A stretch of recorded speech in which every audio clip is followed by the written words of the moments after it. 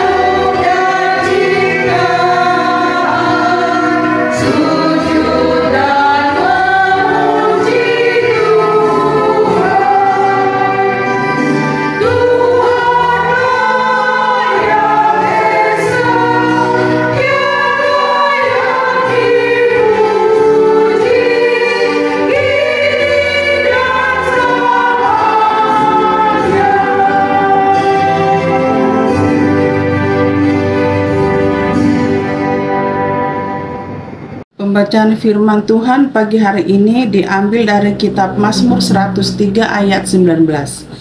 Tuhan sudah menegakkan tahtanya di surga, dan kerajaannya berkuasa atas segala sesuatu. Demikian firman Tuhan. Saudaraku yang terkasih di dalam nama Tuhan Yesus Kristus, memuji Tuhan sebenarnya adalah perintah. Tidak ada pilihan di sana. Kita diciptakan untuk memuliakan Tuhan. Kita diciptakan untuk memuji Dia. Sehingga Daud dalam teks ini berkata, "Pujilah Tuhan hai jiwaku." Dan sebenarnya meskipun itu adalah imperatif, itu adalah perintah, tetapi kita perlu memahami bahwasanya ada dasar mengapa kita harus memuji Tuhan. Sebenarnya Daud telah menyampaikan beberapa hal di dalam Mazmur pasal 103 ayatnya yang pertama hingga ayatnya yang ke-14. Dia mengatakan bahwa Dia telah mengampuni segala kesalahanmu, menyembuhkan penyakitmu, menebus hidupmu dari lubang kubur, memahkotai engkau dengan kasih setia dan rahmat, dan lain sebagainya. Sehingga karena memahami hal itu, dia memuji Tuhan. Terkadang kita menjadi orang yang lupa ingatan, dan bahaya sekali ketika seseorang itu menjadi lupa ingatan. Dia akan bertindak sesuka hatinya. Kita tidak dapat mengubah sejarah.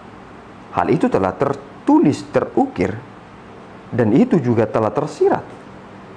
Tetapi kita dapat mengubah tentang masa depan. Itu ada di dalam diri kita. Sehingga ketika kita memiliki dasar yang benar tentang sesuatu, hal itu akan mendorong kita untuk menghidupinya. Dan itulah pujian. Apakah saudara telah menghidupi pujian itu? Jawabannya ada pada diri saudara. Tentu pemahaman, pengenalan, dan pengetahuan tentang hal itu dengan begitu dalam akan membawa kita kepada hal untuk menghidupinya.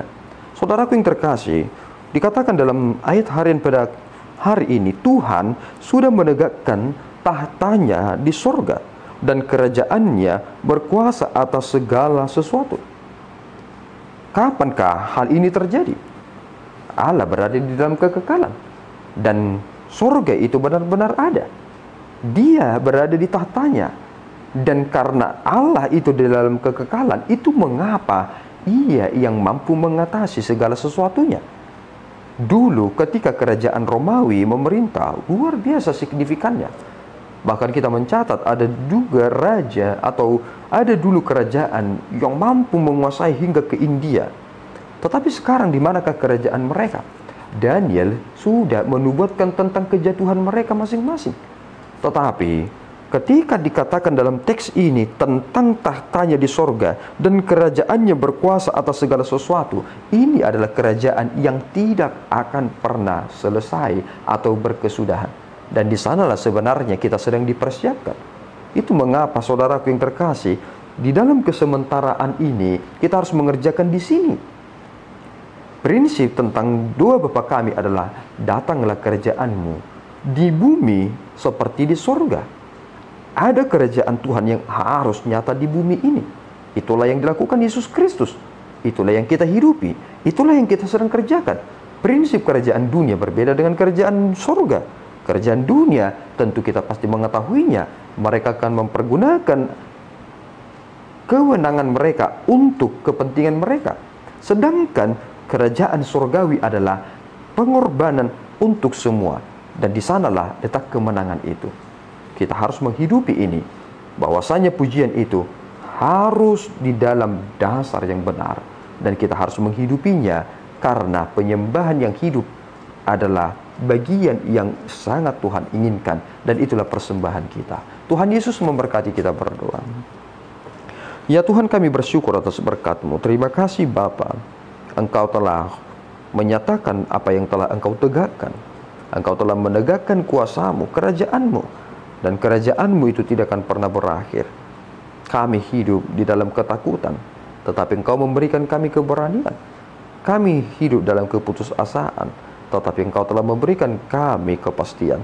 Bimbinglah kami ya Tuhan menjalani hari-hari kami, supaya kami menjadi bijaksana dan Engkau semakin dipermuliakan dalam perbuatan kami.